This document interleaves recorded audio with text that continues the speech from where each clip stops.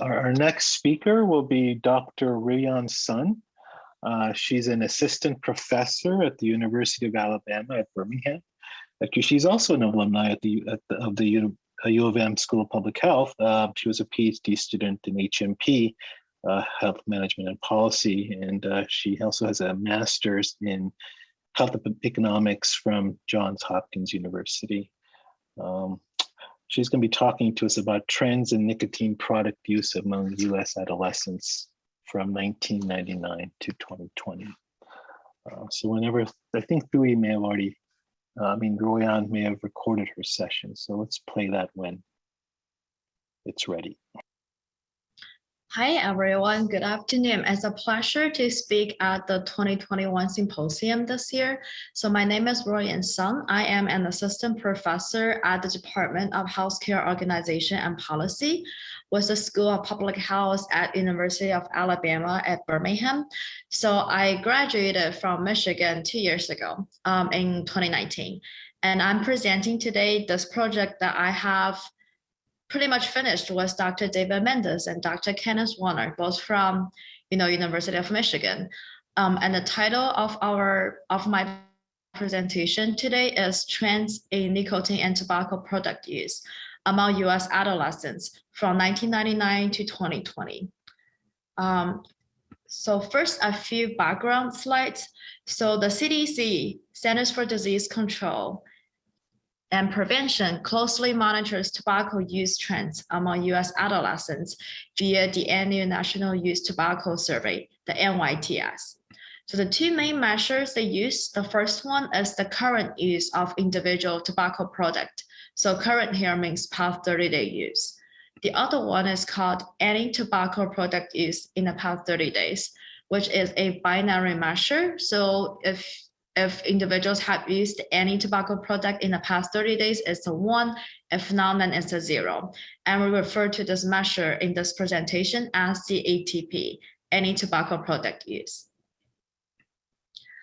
So here, I just want to show you the summary tables from the CDC's Morbidity and Mortality Weekly Report on adolescent tobacco use in the US. So this is looking at 2011 to 2018 using the NYTS data. So the first column you see on the left is any tobacco product use. And then we have any combustible greater than 2 different types of tobacco products. And then e-cigarettes, cigarettes, cigars, smokeless tobacco, hookahs, and lastly, pipe tobacco. So I want to draw your attention to any tobacco product use. We can see that the last two columns in this bigger column, which is 2017 to 2018 data, we can see there's a huge increase in ATP from 2017 to 2018. And this is largely because if you look at e-cigarettes, so this increase is largely due to the increase in electronic cigarette use. So this is 2011 to 2018. We also have 2019 to 2020 data. And I just want to show you that any tobacco product grew even higher in 2019, reaching a little bit around 32% among all high school students. And again, this is mainly due to electronic cigarette use. However, the prevalence the percentage of any tobacco product use did decrease a little bit in 2020. However, this could be, due to EVALI or COVID. So we will talk about this in a little bit more. So there are a few limitations of ATP. First, it does not reflect utilization changes in the types of nicotine and tobacco product, because this is just a binary measure. And also does not reflect any frequency of use. So an ATP of 1 could vary anywhere from use of a single product on a single day to use of multiple products daily in the past 30 days. In addition, it does not account for differential health risks associated with different products. Actually, inherent in the measure is they are treating all tobacco products with the same risk. Right? It doesn't matter whether you're using electronic cigarettes or combustible tobacco products. The risk inherently is the same. However, we know that some products, especially combustible products, cause greater health risks than others. So with this in mind, then we're just wondering, how can we better assess changes in exposure among adolescents to nicotine and tobacco products? So to answer this question, we propose a new measure called Nicotine Product Days, abbreviated to NPD. It is defined as the number of days that an individual consumed a nicotine or tobacco product in the past 30 days. So NPD, because it is assessing across different products, permits quantitative comparison of changes in exposure to various products. In addition, NPD can account for differential product risks by adding risk weight for each product. And I'll show you in this presentation how to do these comparisons. Before we do that, I just want to quickly go over what is the data sample we're using. Because we're proposing NPD as a better approach to using CDC's anti-tobacco product use, ATP. So we decided to use the same data that the CDC does, which is the nationally representative data on youth tobacco use from NYTS. So NYTS is a cross-sectional school-based self-administered survey of US middle and high school students. So we used all 16 waves of NYTS survey from 1999 till 2020. And how we constructed NPD is by adding the frequency of use data on 9 different nicotine and tobacco products in available years. So these 9 different products are cigarettes, cigars, chewing tobacco, dip, snuff, electronic cigarettes, BDs, hookah, and Kretex. And specifically for each of these products, we gathered our frequency of use data from this question during the past 30 days on how many days did you smoke or use a certain product. Okay, so this is our data for NPD. And then I just want to give you a quick example of how to exactly calculate nicotine product days. So assuming students who vape 3 days and use hookah once in the last month, then you can just simply calculate NPD as the sum of 3 days of vaping plus 1 day of hookah. So this is going to give you 4 NPD for the student. For others who smoke cigarettes, for example, 10 days and vape 5 days last month, then their NPD is 10 plus 5, which is 15. And I just want to draw your attention that for both of these students, their ATP, anti-tobacco product use, will be 1. So it doesn't distinguish the frequency of use, which NPD does. Okay, so this is how we calculate NPD. And then so here is showing you the estimated nicotine product days, as well as the anti-tobacco product use for average high school and middle school students in the US from 1999 to 2020. So the orange curves are for high school students and the blue curves are for middle school students. And the dashed lines in both cases are the anti-tobacco product use from the CDC, and the solid curves are our estimated NPD for high school and middle school students. So what we see in general that for both middle and high school students, mean NPD and ATP fell steadily through 2013. So prior to electronic cigarettes popularity among adolescents. However, NPD fell more rapidly than ATP for high school students. So this is looking at these orange lines from 2013 to 2015. So this reflects reductions in frequency of product use by high school students. So captured only in our nicotine product days measure, but not in CDC's anti-tobacco product use, given as a binary measure. And both measures raise or increase sharply for both high school and middle school students in 2018 and 2019, but drop steadily in 2020. So these huge increases in 2017 to 2019 is very concerning, and that is why the public health authorities have labeled youth vaping an epidemic in the US.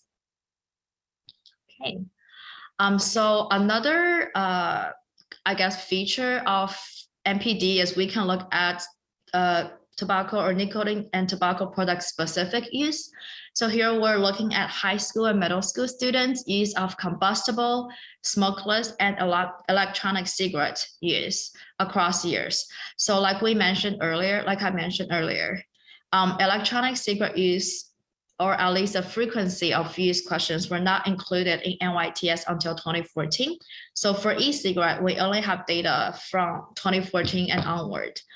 But it is pretty clear for both middle and high school students, there has been a steady decrease in use of combustible cigarettes throughout this entire 22-year period. And then smokeless tobacco use has pretty much stayed the same.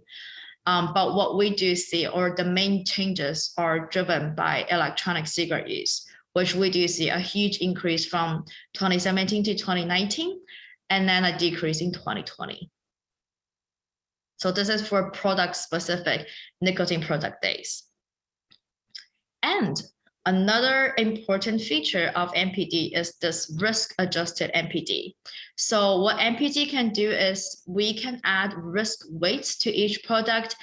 And here risk means all risk associated with using a particular product as an adolescent.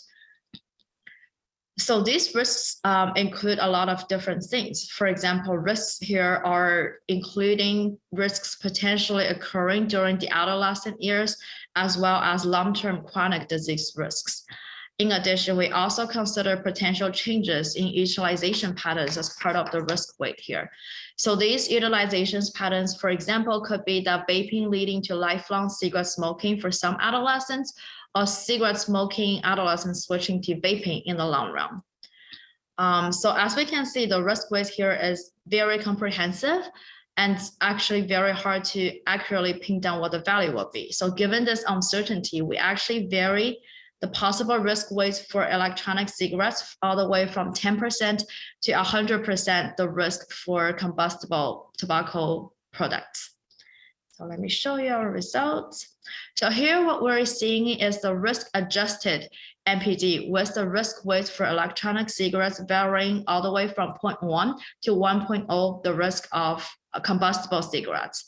So from the bottom to up, so we have 10%, 25%, 50%, 75%, and 100% of these risk weights. So as you can see, if the risk weights stay low for electronic cigarettes, we actually have a steadily decreased risk-adjusted NPD all the way from 1999 till 2020. So similarly for middle school students, if the risk weight for electronic cigarettes is low, like 10%, the risk-adjusted NPD does not really increase either, even from 2017 to 2020. It kind of stayed the same as the pre-electronic cigarette era. Okay, so discussions. So in general, as I showed in figure 1, the estimated mean NPD generally mirrors ATP for the period between 1999 and 2020 among US adolescents. Exposure to nicotine and tobacco products assessed by NPD declined prior to the popularity of electronic cigarettes. However, this decline slowed and then reversed due to the upsurge of vaping. However, if we use low risk weight for electronic cigarettes, then risk-adjusted NPD continues to decrease post-2013 among middle and high school students if we use risk weight for 10% or 25%. So whether the health risks associated with nicotine and tobacco product use have increased or not due to the popularity of electronic cigarettes here really depends on one's assessment of the risk associated with youth vaping. If you think the risk is high, then we do see an increase in the exposure to nicotine and tobacco product. However, if you think the risk is low, then we might not really see an increase in these health risks, even though vaping is really popular these days among adolescents. And then by considering the frequency of use of nicotine and tobacco products, as well as offering a platform for contemplating the health implications of different mixes of tobacco and nicotine products, we hope that our new measure of NPD represents a modest step forward in assessing adolescent exposure to nicotine and tobacco products. And also, like any study, our study has a few limitations. First, we know that the major concern of vaping is because of the exposure to nicotine, which might affect adolescents' developing brain and creates addiction to nicotine.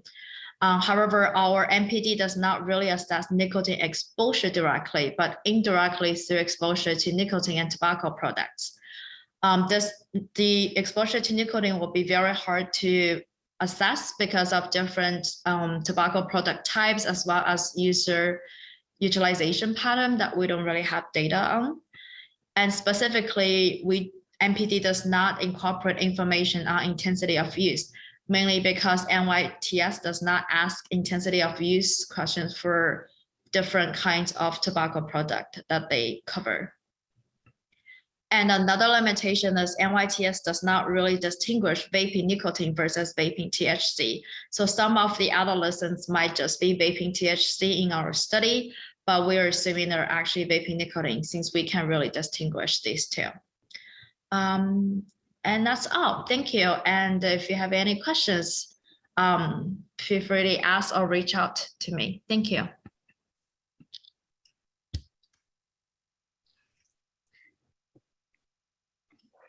Great, excellent work, Ruoyan. It was a really interesting talk, and I really appreciate the development of this NDP measure that you introduced to our group. Let's see, I guess there's a question by Mike Cummings. Just to remind everybody, if you want to ask questions, you can easily raise your hands and we'll call on you. And if you want to chat the question to the Q&A option, please do so as well, okay? So Mike Cummings asked, how much of the increase in any tobacco use is a result of the change in how the question wording has changed about e-cigarettes and other tobacco products between 2014 and after 2015? So apparently there's been a change in wording of these questions starting 2014-15 in NYTS. How much do you think that might have affected the results that you're seeing? Oh, can he maybe elaborate on exactly what are the changes in the wording by any chance? You can unmute, Mike. Yeah. I think you can. Mike, you may unmute and speak. Yeah. Sure. Yeah, there was a change in how they asked the question in 2014 for cigarettes. It was, have you smoked in the past 30 days? How many days out of the past 30 have you smoked? The questions on other tobacco products, like cigars and e-cigarettes and hookah, was a checklist. Do you use the product? Yes or no. And if you didn't use, you just moved on to the next item in the survey. That changed in 2015. There was a study that was published in the American Journal of Epidemiology by Christine Del Nevo, who actually inserted in the New Jersey version of their youth tobacco survey the two questions to see whether it would make a difference. And they observed that it made a huge difference in terms of increasing the prevalence. I've asked the CDC about this. Brian King had indicated to me that, yes, there was a change. And if you actually read the 2016 report, they have a little asterisk, although it's a little hard to follow. But the change made a difference in the prevalence. Brian's explanation was, well, the new question was better and we were probably underestimating use prior to 2014. But, for those of us who are concerned about trends and labeling things epidemic, that has big implications. Okay, thank you for this question. I guess on my side, when I was looking at the data, because the main purpose of our measure is we're comparing to what CDC is using, right? Any tobacco product use. So what we see those changes in the question. So for both their measure and our measure, it will be the same change in the question. So largely speaking, if it affected their NTP, it would affected our nicotine product use the same way. But that's a really good, I guess, kind of a limitation when you have long study periods, things change in the surveys. Thank you. Yeah, great. There's another question by Sarah Skolnick. She's a doctoral student in the University of Michigan here in Epi, I think with Raphael actually. The question is, in terms of explaining the decrease in ATP seen in 2020, other than EVALI or true changes due to COVID, could it be due to not being able to reach study participants that would have been reached if not for COVID? Do you see any differences in NYTS participants in 2020 compared to other years?